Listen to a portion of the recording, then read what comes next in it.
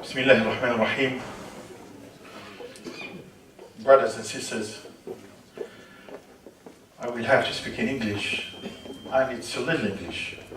I hope I can transmit the message I would like to transmit, brothers. Prophet Muhammad sallallahu alayhi wa sallam,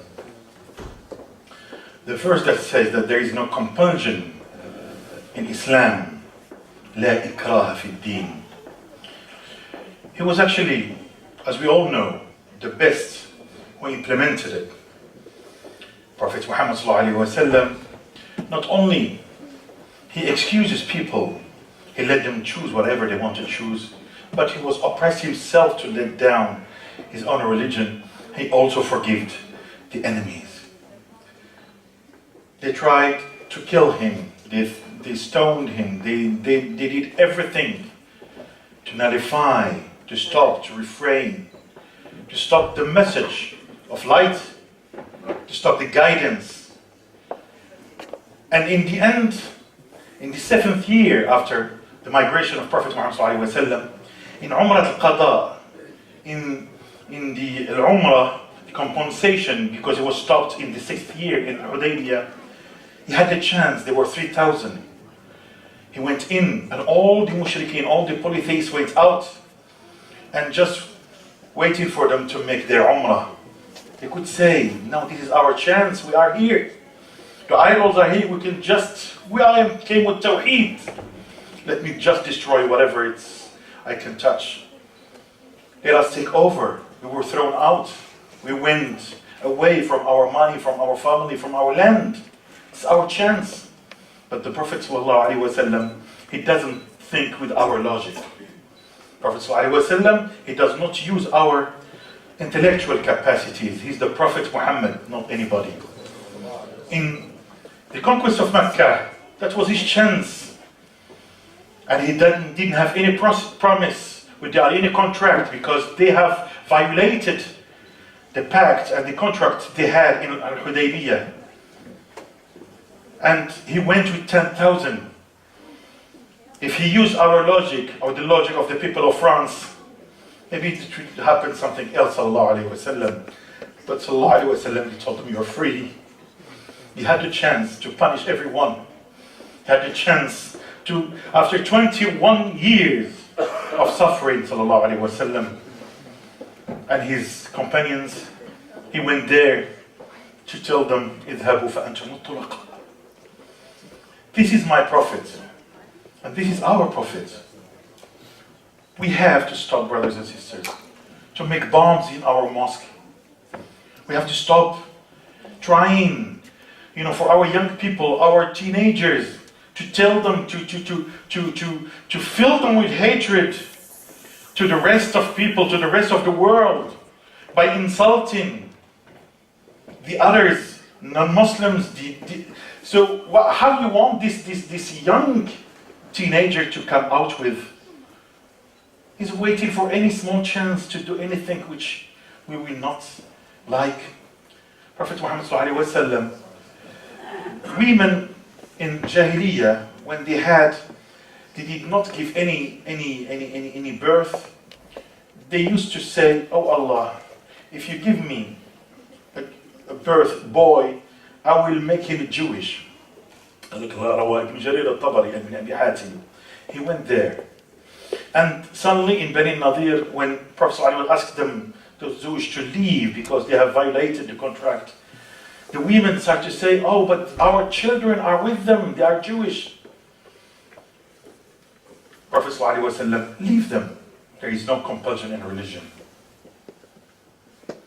Salama, when she was in Abyssinia, Fil Habasha, when she saw what she saw from the justice of this king, she was there. Somebody came to take over, to fight Al-Najashi, to take the power from him. She said, and we prayed Allah, so for the triumph for this king, because we have seen of his justice. They don't think like we think, brothers. And Prophet ﷺ, like Imam Al-Qadi Iyad had mentioned in Kitab al-Shifa, that this Zayd ibn Si'na, the Jewish, he came to him and told him, oh, you are the descent of Bani Abdul Muttalib. You don't pay back the money at the right time. Give me back my money. He took the Prophet from here. Sallallahu alayhi wa sallam. Umar, he said, the jealousy of Islam, let me cut his neck. He said, Ya Umar, you could have done better than this. You could have said better than this. You could have told me to pay nicely. And you could have told him to ask me nicely. This is Muhammad. This is the akhlaq, the manners of Muhammad sallallahu alayhi wa sallam. I would like just here, it was just an introduction to come what I really want to mention. When we see some bombings in Europe, that means we haven't done our homework. When we see some delinquency of our teenagers, of our young people, that means we haven't done our homework. I will quote Sheikh Fatih, that nobody else will do it instead of us. Nobody else will do it for us. Prophet Allah Azza wa Jalla told us that He had created from male and female and made us shu'ub, tribes, and people from different origins, so we may know each other. We may know each other, not to kill each other. We don't even know ourselves. We don't even know our Islam. How would we know the rest of the world? We haven't done enough to implement this verse, to know the rest, to let them know about the merciful Prophet Muhammad sallallahu alaihi wasallam. We haven't done. They only see the killer, the fighter. They don't see the good manners that Prophet Muhammad sallallahu alaihi wasallam came with in us. Here I have to make a point which is so important for me at least.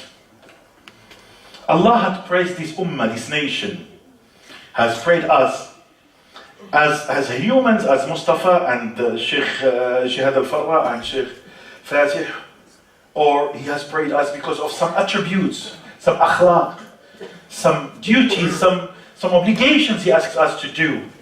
Kuntum khayra ummatin, and period, and dot, or أخرجت للناس تأمرون بالمعروف وتنهون عن المنكر وتؤمنون بالله. قد أفلح المؤمنون and punctum, they are praised, the mu'minin and punctum, or الذين هم في صلاتهم خاشعون والذين هم عن اللغو. So we are praised because of some actions and some good deeds.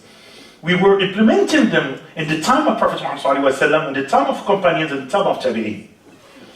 So once we will leave all those good manners, Allah has asked us to behave with